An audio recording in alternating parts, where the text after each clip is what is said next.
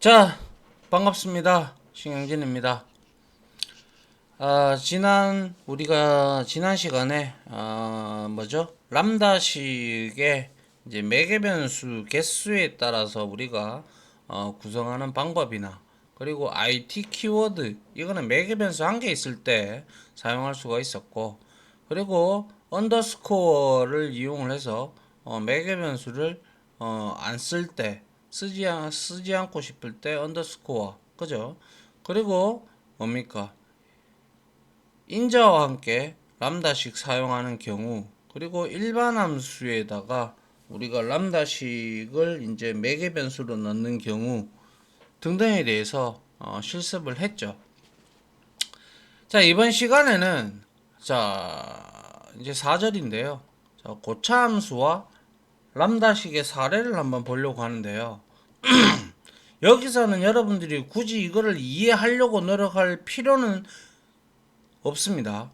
그냥 단지 이렇게 사용이 되는구나 라고만 일단 이해를 하는 게 목적이지, 아직 배우지도 않았던 이런 우리가 뭐 인계 영역이라는 단어도 나오고 락이라는 공유 자원을 이제 같이 쓸 때 걸리는 충돌, 이런 것들이 나오기 때문에 그러한 부분들을 여러분들이 일단은 이런 데에서 고차함수나 람다식이 사용이 되는구나, 이 정도만 여러분들이 한번 보시면 됩니다. 알겠죠?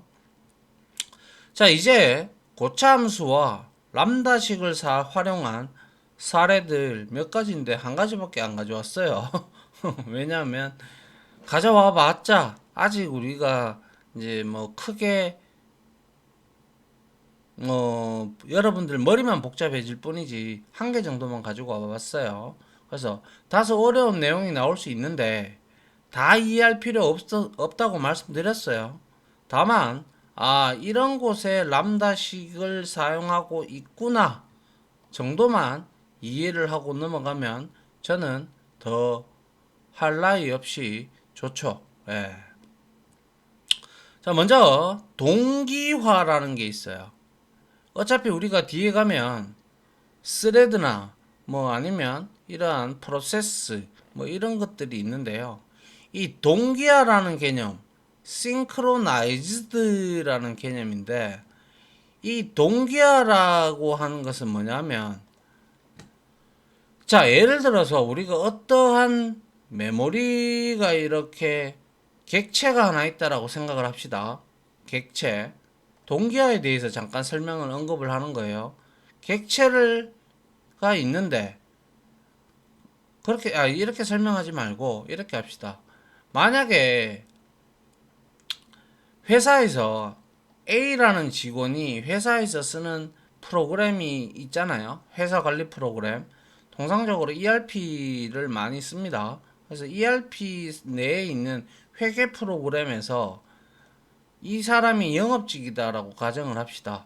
영업직인데 여기에 싹 들어가 가지고 이제 돈을 썼으니까, 영업직에서 이제 돈을 쓰잖아요. 돈을 썼기 때문에 그 돈을, 회사 돈을 썼다고 회계장부에다가 저 뭐죠? 이거 회계 문서를 여기에 이제 작성을 해서 결제를 받고 올라가면 통상적으로 회계 부서로 넘어갑니다. 그래서 회계 부서가 그에 관련된 내용을 집행을 하죠. 집행을 하는데, 만약에 내가 A라는 사원이 이제 여기에 명세서, 그죠? 얘를 장표라고 하죠, 흔히. 장표를 작성을 하고 있는 와중에 내가 돈을 한 10,000원을 썼어. 그래서 100원을 썼어. 그죠? 100원을 썼다라고 딱 입력을 해놓고 그 다음에 저장을 눌러야 되는데, 누군가가 이 A의 상사가 호출을 해가지고 뭐 갑자기 회의를 한대요. 그러면 여기에 영업 직원들이 다 모여 있고, 이거는 이 프로그램 이 장표에는 얘가 붙어 있겠죠. 접속되어 있단 말이에요. 근데 회계팀의 B라는 사원이 자 A라는 사원은 100원을 입력을 했는데 B라는 사원은 회계 부서다 보니까 이 회계 모듈에 다 들어갈 수 있어요. 그래서 장표가 뭐 있나 이렇게 출력을 해보고 이 장표가 뭐지 하면서 확인을 하러 들어갔어요. 들어갔는데 아직 이렇게 함부로 들어가면 됩니까? 접속을 시켜줘야 돼요. 그럼 나중에 여러분들도 나중에 전산실 직원이 되면 이런 경우가 많거든요. 그러니까 둘이 같이 붙었단 말이에요. 둘이 같이 붙었고 얘는 100원을 입력을 했고 얘가 수정을 한다고 해서 만약에 예를 들어서 얘를 50원으로 바꿨다라고 가정을 해요. 그래서 얘는 분명히 100원을 입력을 했는데 B가 들어와 가지고 50원을 수정을 해버렸어.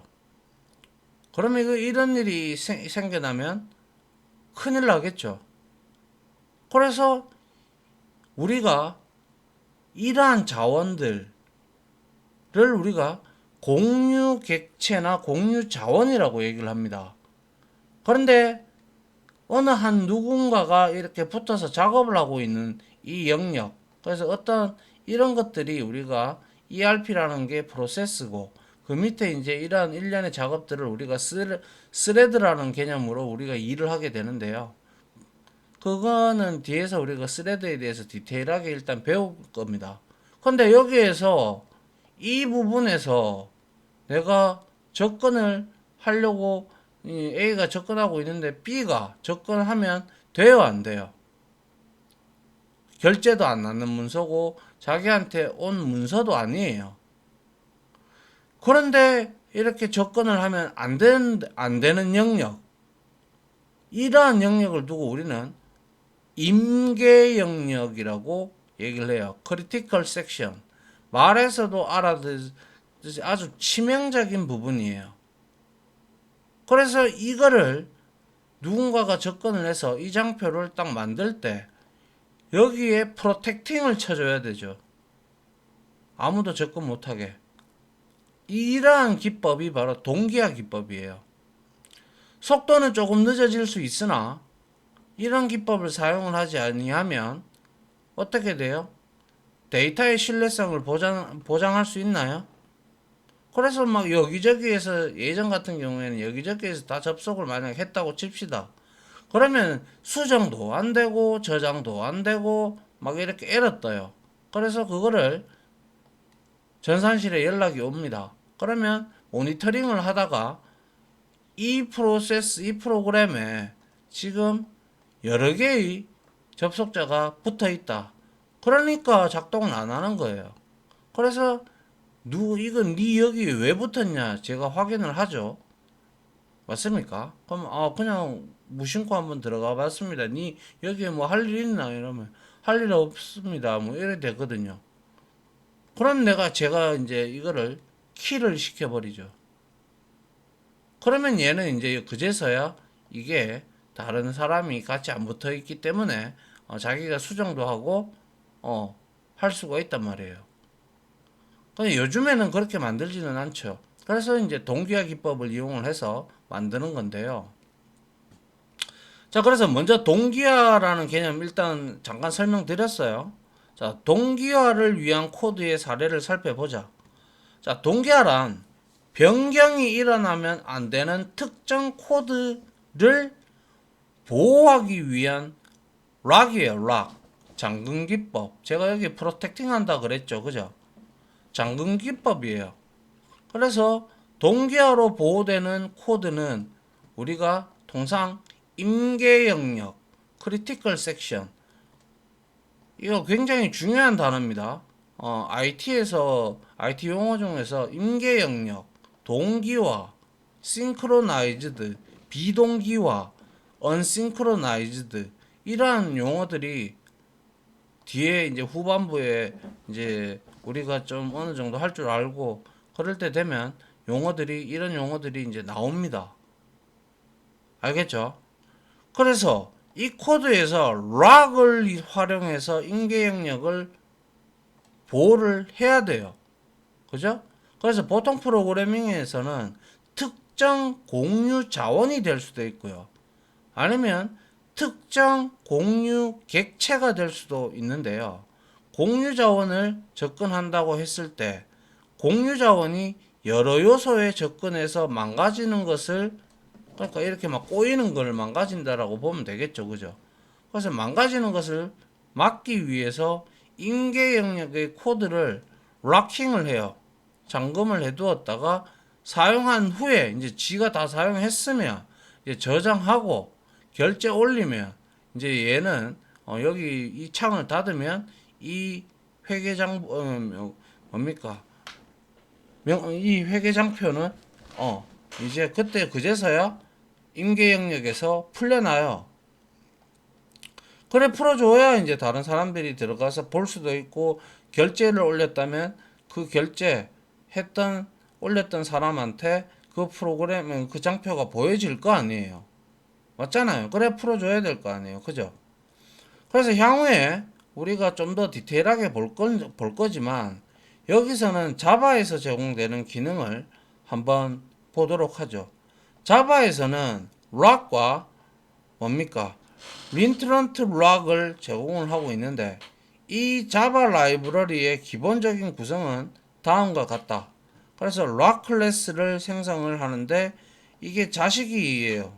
그래서 new 해서 린트런트 락이라는 생성자를 호출해서 객체를 여기다가 대입을 했어요. 그리고 나서 락 해서 락이라는 함수를 호출을 했어요. 그죠? 예. 호출하니까 여기서 try, finally, 물론 catch도 여기 있어야 되는데 일단은 이렇게만 보자는 거죠. 그래서 try 영역에 보호할 영역에 여기가 임계 영역이잖아요. 실행할 영역.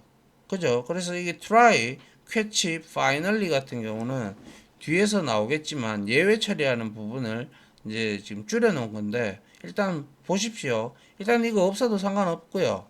그리고 여기서 만약에 이게 try가 붙었다. 그러면 사용자가 프로그래밍을 하다가 사용자 실수나 혹은 프로그래머의 실수 때문에 이 보호할 임계 영역의 코드에서 만약에 예외가 터졌다.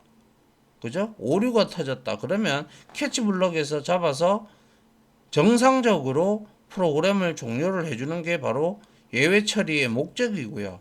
어차피 뒤에서 디테일하게 배울 거니까 일단 들어보십시오. 그래서 여기에 일단 락킹해서 락킹 걸었죠. 그러면 이거 수행할 작업들 만약에 예외 없이 다 처리가 됐다. 그러면 파이널리는 예외가 걸리든 안 걸리든 우리는 락 해서 unlock 해서 얘는 일 다 했으면 이거 락킹 풀어줘야죠. 그래야 다른 사람이 또 들어올 수 있죠.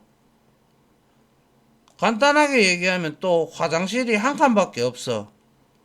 근데 여기에 대기자가 만약에 3명이나 있다라고 하고 여기에 사람이 있다라고 가정을 해요. 그러면 여기 이 화장실이 공유 자원이 되는 거죠. 그래야 이 사람이 이 화장실을 다 쓰고 나와야 이 사람이 들어가는 거잖아요. 이게 동기화 기법을 말씀드리는 거예요. 그죠? 예. 여튼 간에, 그리고 여기에서 내가 만약에 볼일을 보다가 물이 안 내려가. 막혔어. 그러면 그건 코드가 잘못됐다라고 예상을 하면 되죠. 그러면 여기에 우리가 나타내지는 않았지만 캐치 블럭을 잡아서 캐치 블럭에서 화장실이 막혔습니다 하고 정상적으로 이 사람은 나올 거고, 이제 여기에 막힌 거를 뚫기 위해서 다른 사람이 들어가야 되죠. 파이널리 블럭은 예외가 있든 없든 무조건 수행을 하는 코드입니다. 영역입니다. 그래서 락 해제를 이 사람이 변을 보던 사람이 계속 있으면 안 되잖아요. 누군가 들어와서 고쳐야 되니까. 그죠? 그래서 언락을 해주는 거예요. 아시겠죠? 예. 그래서 먼저 락 메서드 함수를 통해서 락을 걸고 보호하려는 코드 try 블록 임계 영역이죠. 예. 임계 영역에 둔다. 그리고 임계 영역에 코드가 끝나면 반드시 finally는 무조건 실행하는 코드 블록이에요. 그래서 코드 블록에서 unlock을 통해 점검을 해제해 줘야만 다른 사람이 들어가서 볼일을 보든 고장이 나면 다른 사람이 들어가서 변기를 뚫든 뭔가를 해야 될 거 아닙니까? 맞나요? 예. 그러면 여러분들이 생각하실 때 임계 영역의 개념을 아시고 그리고 그 내용을 이제 풀어주는 거, 언락에 대한 개념에 대해서는 조금 아시겠죠. 그래서 이러한 용어들 여러분들이 한 번쯤은 이렇게 봐 두시면 이게 프로그램으로 우리가 얼마든지 제어가 가능합니다. 알겠죠? 예. 그래서 앞에 자바 코드로 우리가 만들었잖아요. 그죠? 이거를 고참수로 만들어 보고 활용해 보자는데 여기서도 좀 어려운 내용이 나와요. 여러분들이 자바를 공부하신 분이라면 이 제네릭이라는 타입을 이해를 하실 거예요. T 타입을. 이 T 타입이 뭐냐면 자, 일단 설명부터 드릴게요. 자, lock 해서 함수죠. 그죠? 그리고 얘는 제네릭 함수예요. t가 붙었기 때문에. 그래서 릴락 해서 뭡니까? 린트런트 락이라는 놈이 있고 그리고 body라는 매개 변수 값에 뭐예요? 매개 변수가 없이 람다식이 하나 들어있다. 그죠? 그리고 나서 릴락을 통해서 락을 했고 그리고 나서 try 해서 여기에다가 return해서 body를 호출했어요. 그러면 body를 호출하면 여기에 실행 내용이 뭐가 쭉 실행이 되겠죠. 실행이 되고 난 다음에 finally에서 unlock 해서 풀어주면 이 try 영역에 누가 들어가서 또 작업을 할 수도 있겠죠. 그래서 잠금을 위한 lock 함수를 fun 키워드하고 펑션이라는 키워드와 자, 요게 바로 제네릭 타입인데요. lock 메서드 함수를 형태인 제네릭 함수로 설계를 하고 있다. 자, 그래서 우리가 여러분들이 공부를 자바나 C++이나 이런 것들을 하시게 되면 뭐 예를 들어서 set이라는 컬렉션이 있어요. 그러면 이렇게 해서 우리가 여기에다가 이렇게 주든지 아니면 여기에다가 인티저 이런 식으로 우리가 준단 말이에요. 에? 그리고 아니면 여기에다가 그냥 인트라고 줘도 상관없어요. 자, 이렇게 만들었다라는 거, 셋도 소문자인데, 예, 여튼 요렇게 만들었다. 이거는 셋은 정수만 받겠다라는 거예요. 정수만. 그래서 우리가 이렇게 셋을 설계를 이렇게 T타입으로 이렇게 설계를 하거든요. 설계를 하게 되면 여기에 인트가 와도 되고 더블이 와도 되고 아니면 클래스가 와도 되고 사용자 정의 클래스가 와도 되고 근데 단 T 이 T는 다 동일해야 돼요. 아시겠어요? 그래서 이거를 자 지금 뭐 하고 있어요? 여기 이 함수 안에 일반 함수죠. 지금 현재 제네릭 일반 함수예요. 그죠? 근데 여기서 지금 return body 해가지고 뭘 쓰고 있어요? 람다식을 쓰고 있어요. 람다식. 그래서 결과론적으로 내가 이렇게 이 함수를 예를 들어서 호출을 하는데 여기에 T타입이 만약에 int로 나와야 된다. 그러면 여기 함수 호출할 때 여기에다가 int를 줘야 돼요. int. 그래서 제네릭스라고도 하고 지네릭스라고도 하는데요. 이 제네릭이란 데이터 자료형을 일반화, 제너럴라이즈 해가지고요. 일반화를 시켜서 어떠한 자료형이든 지정할 수 있는 자료형을 의미를 해요. 그래서 이걸 이렇게 T타입으로 우리가 클래스도 설계를 하고 여러 가지를 설계를 해 놓은 코드들이 많은데요. 그래서 뭐 우리가 뒤에서 배우게 되겠지만 뭐 컬렉션이라든지 이러한 부분에서 이렇게 꺽쇠 표시로 되어 있다라는 것은 얘가 제네릭 타입이구나. 그러면 여기에 int 타입이면 int 타입만 들어가야 되고 스트링 타입이면 스트링 타입만 들어가야 돼요. 이게 제네릭 타입으로 설계가 되어져 있어서 여러 가지 데이터 타입을 받을 수가 있다라는 것을 의미를 하는 거예요. 그래서 여기서는 함수 반환값에 대해서 어떤 자료형이든 지정될 수 있다는 것만 기억을 하시면 돼요. t 이렇게 줬으니까 내가 여기에 만약에 t를 준다. t가 int라면 반환형도 int고 double이면 double이고 그리고 내가 만든 유저 클래스라면 유저 클래스의 객체가 리턴이 돼야 된다라는 거예요. 아시겠죠? 예. 그래서 t는 제네릭의 형식 매개 변수라고 하며 임의의 참조 자료형을 의미를 해요. 지금 이렇게 말씀드려봐야 여러분들 아직 잘 모르기 때문에 일단 이 T 타입이 뭐냐? 어떠한 자료형이 들어와도 된다. 라는 것만 기억을 하시면 돼요. 알겠죠? 예. 그래서 형식 매개 변수는 다양한 자료형을 이 T 말이에요.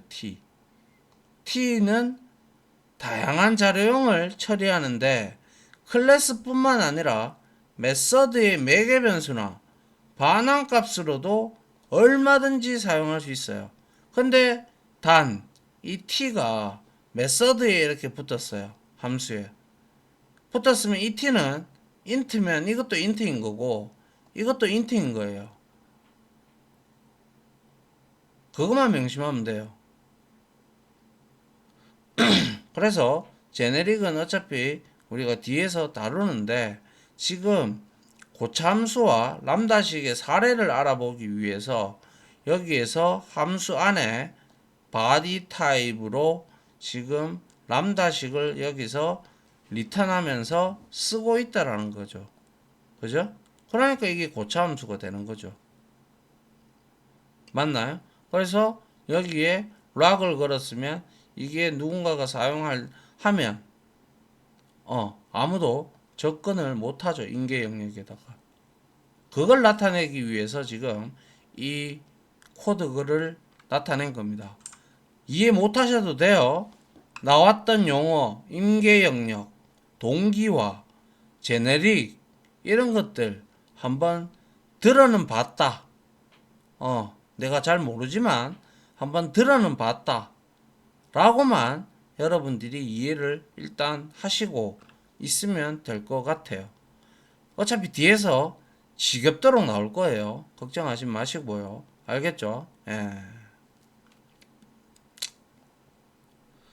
자, 그래서 아까 앞에서 봤듯이 try 블럭이 있었고 finally 블럭, 물론 catch 블럭도 들어갑니다. 나중에는 블럭의 실행 과정을 간단히 소개하면 먼저 try 블럭, 이거를 우리가 예외 처리하는 블럭이다라고 보시면 돼요. try 블럭에서 모든 내용이 처리된 후 finally 블럭에서 블록을 처리를 하는데 try가 먼저 실행이 된단 말이에요. 이렇게. 그죠? try가 먼저 실행이 되고 그 다음에 finally는 예외가 터지든 안 터지든 무조건 실행이 돼요. 아시겠죠? 예. 그래서 만약 try 블럭에 문제가 발생을 해도 그때는 캐치 구문으로 빠집니다. 빠지지만 파이널리 블록은 항상 수행이 됩니다. 그래서 우리가 보통 트라이 블록에서 통상적으로 예외가 터질 부분이 예를 들면 메모리 할당이나 파일 같은 이 리소스를 우리가 잡아먹는 이러한 프로그램을 한다라고 작업을 한다면 파이너리 블록에서는 메모리 할당에 실패를 하거나 아니면 여기서 다 했다거나 그러면 이 메모리를 해제해 주는 코드 혹은 파일을 닫는 코드를 파이널리 블록에서 무언가 해제하거나 닫는 처리를 작성을 해줘야 되겠죠. 맞잖아요. 그죠? 만약에 내가 프린트도 마찬가지예요. 프린트도 내가 사용한다고 잡아놓고 있으면 이거를 언락을 안 해놔주, 파이널리에서 언락을 안 시켜주면 어떻게 돼요? 다른 사람 프린터 못 써요. 그죠? 예. 제어권을 계속 언락을 안 하고 있으니까 인계 영역에선 제일 처음에 들어온 사람이 계속 붙잡고 있기 때문에 넘어가지가 않아요. 그래서 한번 코드를 한번 보죠. 이제 공유 자원에 대해서 접근하는 크리티컬 펑크라는 함수가 있다고 가정을 해보자. 이 함수가 사용하는 공유 자원을 보호하기 위해서 다음과 같이 활용을 할 수가 있을 것이다. 자, 전역 변수로 지금 선언했어요. 그죠? 바 타입으로. 그래서 얘가 만약에 보호가 필요한 공유 자원이라고 봅시다. 쉐어러블에서 1로 초기화를 했다. 그죠? 이거는 전역 변수기 때문에 메모리가 이렇게 제가 그려드렸듯이 스택과 힙이 있으면 전역 변수는 여기에 올라갑니다. 데이터 영역, 스테이팅 영역. 그래서 얘는 프로그램 종료와 함께 사라집니다.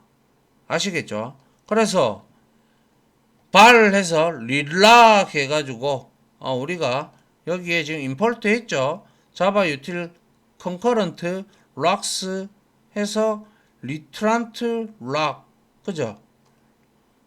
그래서 리트란트 락을 여기에다가 대입을 했어요. 그리고 나서 락 했어요.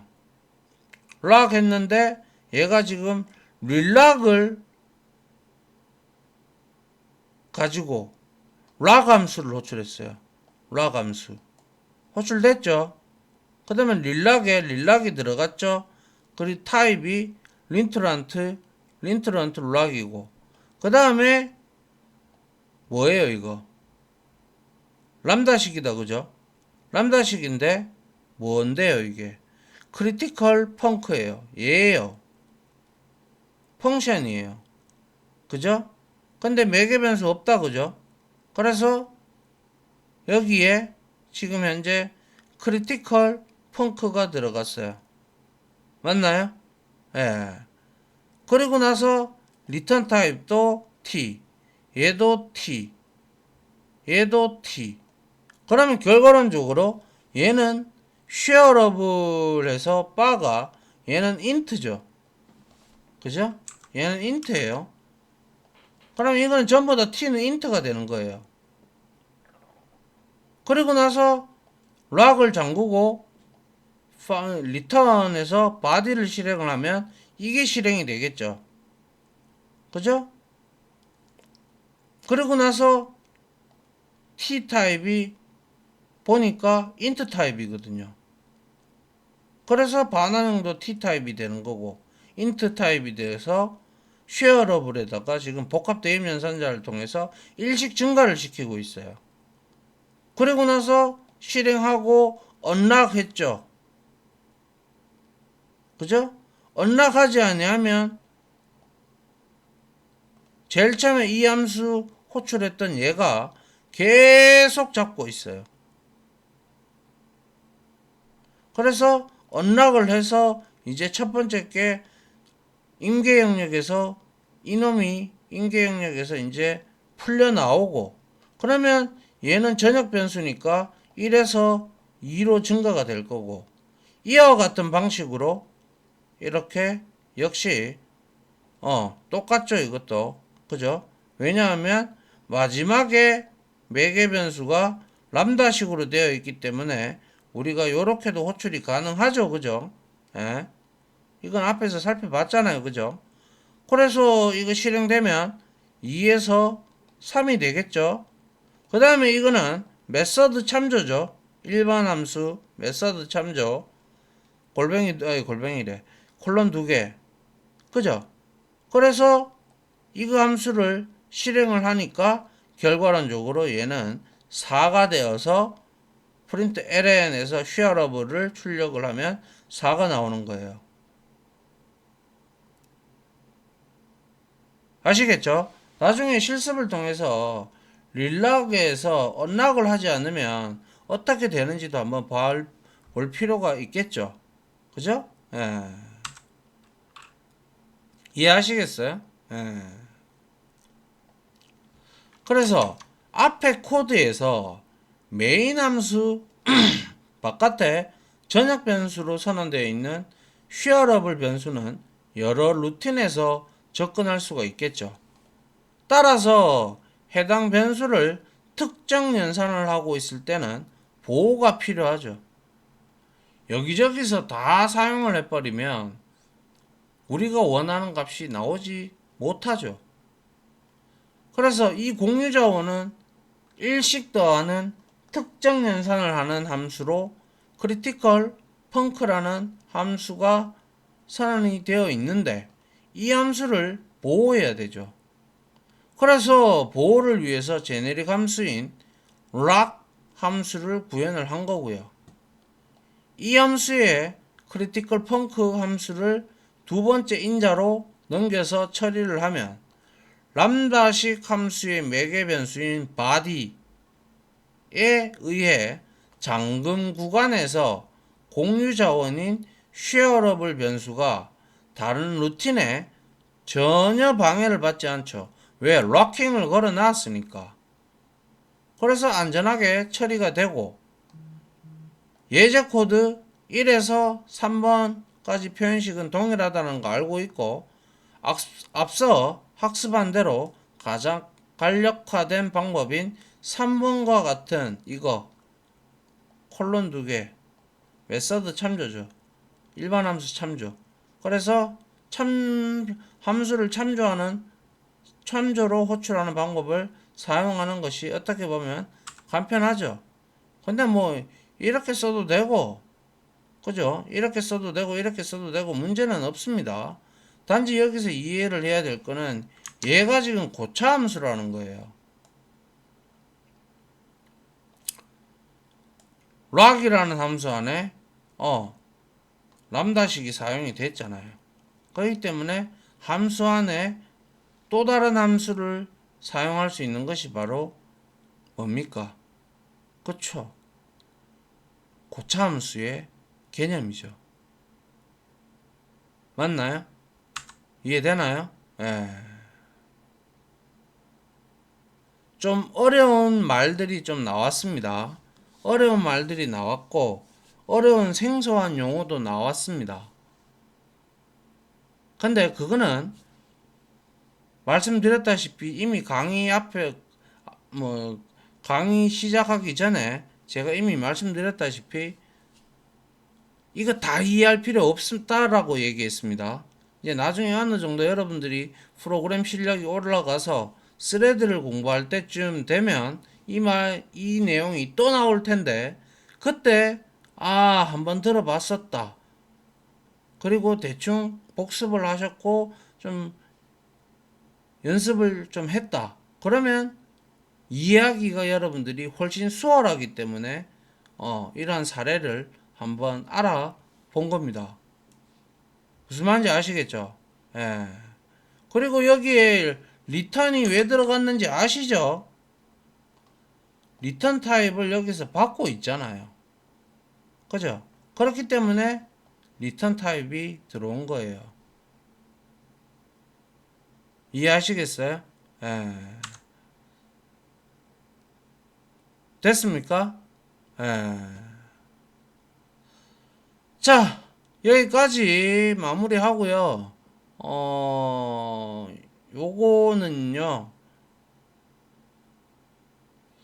요거는 우리가 먼저 실습보다는 요거 하고요. 요건 어차피 한번 보기 위해서 했던 거고, 그 다음 시간에 이론을 계속해서 코틀린의 다양한 함수를 좀 살펴보면서 다 그거 이론 좀 보고 이제 실습할 때 요거 고차함수 관련된 람다식 사용한 방법하고 인계 영역 요것도 같이 더불어서 여러분 실습을 하는 게 낫겠습니다.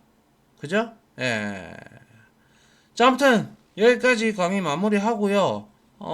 좀 어려운 내용이 나왔습니다만은 말씀드린 바대로 완벽하게 다 이해할 필요 없습니다.